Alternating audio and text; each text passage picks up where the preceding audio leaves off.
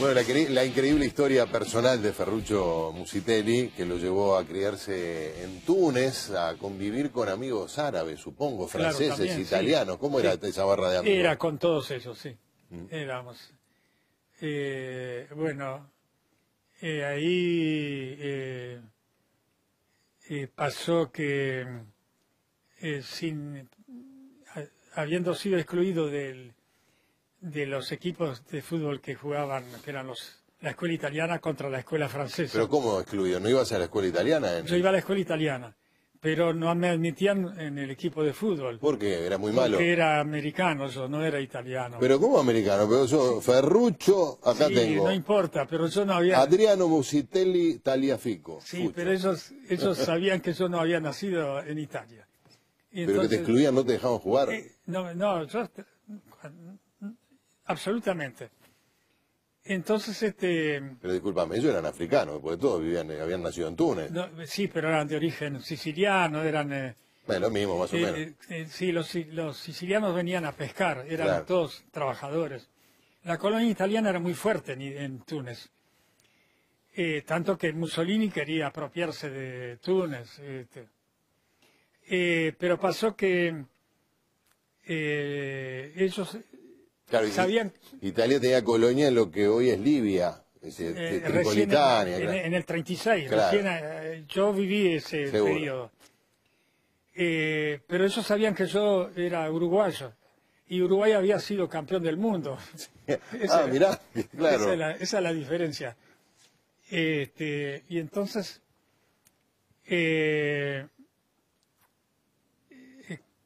ya acá en Uruguay, cuando se jugó el Mundial Mundial 50. del 50 en Maracaná, nosotros le compramos, los que compraron los servicios de filmación, vinieron a hacer el servicio de filmación fueron los italianos, con unos equipos modernísimos, tremendos. Eso en Brasil. En Brasil, pero quedaron eliminados. Así que ya no les interesaba más la filmación. Y le vendieron el servicio a los brasileros, que estaban bien posicionados. Claro, que creían que iban a ser campeones. Ahí está. Y entonces cuando llegaron a la final, Uruguay le compraba a los brasileros semana a semana todos los partidos de fútbol que se habían filmado. Se llegó a la final de Maracaná. Desastre. Ganó Uruguay. Y nosotros tuvimos que esperar casi 3 semanas para que nos mandaran el material. Porque no te lo querían mandar. Nos mandaron un pedacito, una colita que no se ve. Casi no se ve cuando hacemos... Pero por bronca lo tenían, que estaba grabado, claro, después lo pudimos ver. Fue deliberado. 3 semanas. ¿Viste? Después se quejan de Tenfield. Mirá lo que... Te das cuenta vos, sí. Es verdad, es verdad. Y nosotros estábamos desesperados por tener el material. Igual el público... Pero la gente, eso sí que era una fantasía, ¿no? Para el público, pensar que podían ver el partido en 1950, nadie se lo imaginaba. No, pero las filmaciones que hacían los italianos nos hubiesen permitido ver buenas filmaciones, era brutal. A los pocos días. Tenían cámaras con zoom, habían traído, sí. ¿Y cuándo pudo ver el público uruguayo algunas imágenes más o menos dignas de esa final histórica? Partidos anteriores, pero no del... ¿Nunca llegaron? No, de los partidos anteriores sí, pero de la final. De la final llegaron ese pedacito que vemos. Sí, claro. Que no es verdad, se ve a la pelota pasando al lado de un palo. ¿Todavía existe? ¿Lo guardaron o No, eso lo guardaron los canales, claro. Ustedes. No, digo, la grabación total. No, los brasileños la deben haber triturado. Me decía que esa era una fantasía casi en solitario, la de hacer cine. Aquí en esta latitud sí era muy difícil. Y cuando apareció la televisión, ¿lo viste como una luz de esperanza, de que hubiera por lo menos una pequeña industria de lo que hoy se llama el audiovisual? Ya cuando apareció la televisión, pasamos inmediatamente al formato 16 milímetros y yo ya me vi involucrado en eso y empecé a viajar por todo el mundo para esas cadenas de televisión que... Claro, tú fuiste corresponsal de grandes esas cadenas. Ni pensé, yo filmaba, hacía un paquete con el material virgen, iba a la compañía aérea, lo despachaba. Pero te mandaban a cubrir acontecimientos especiales. Y a los 2 días me llegaba un cheque y yo estaba loco de la vida. Claro. ¿Ganaba bien? Muy bien, fui muy bien. ¿Y dónde viajaste, por ejemplo? ¿Qué acontecimiento fue?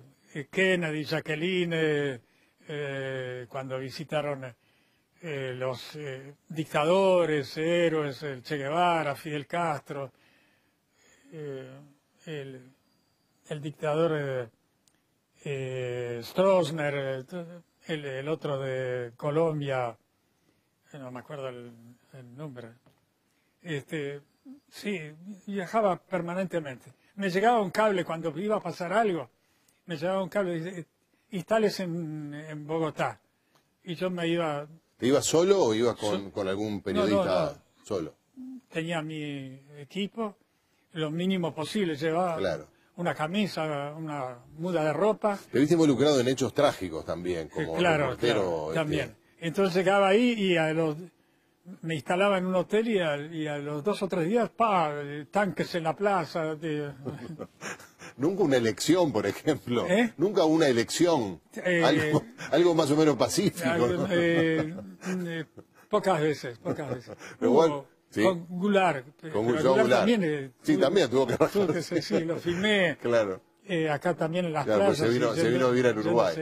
Pero ¿cuál fue el momento más difícil que viviste tú? En Bogotá. En Bogotá fue terrible. Una matanza en una plaza de gente inerme ahí absolutamente inútil. ¿Lo grabaste? Sí, lo filmé. Paz Estensoro era el presidente en ese momento. ¿En Bolivia?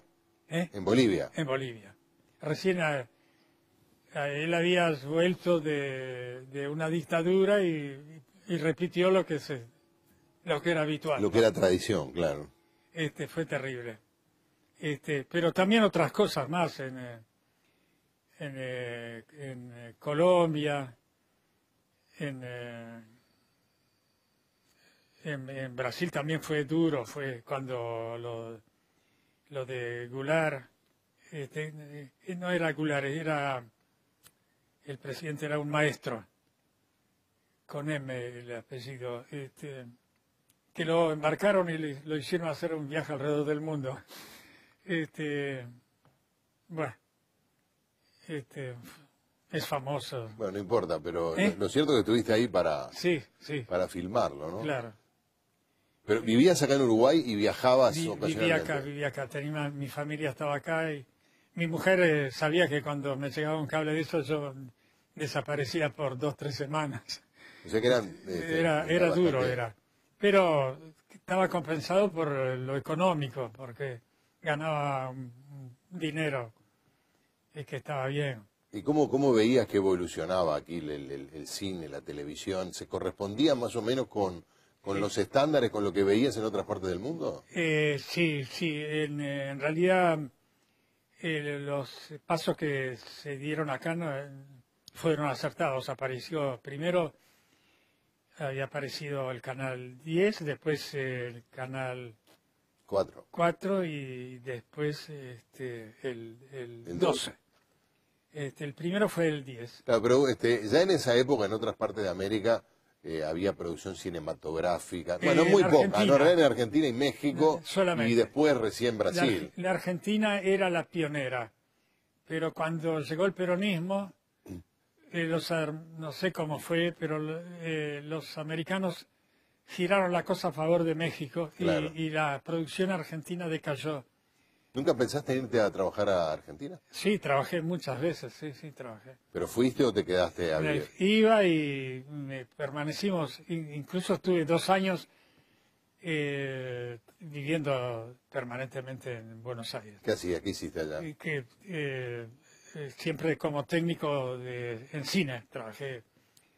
Tengo varias películas que se filmaron ahí. Alventosa, Paternostro, hay varios otros directores. No, pero el cine argentino en ese periodo decayó por la fuerte presencia del cine mexicano. Sí, claro, que ahí fue cuando despegó. De hecho, bueno, la televisión brasileña también es muy posterior también, ¿no? Por lo menos la producción de ficción. La televisión no, el cine brasileño.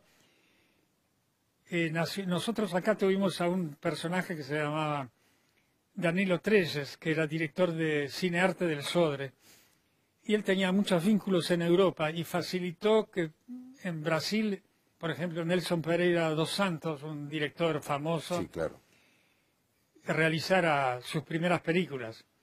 Y el cine brasileño nace con cierto vigor después del cine argentino y sí, bastante mexicano. Después, claro. Sí. Vamos a hacer una pausa y después vamos a venir a estos días presentes donde cualquier joven puede, quizás con menos dosis de fantasía que tú, soñar con hacer cine. Sí. Venimos enseguida.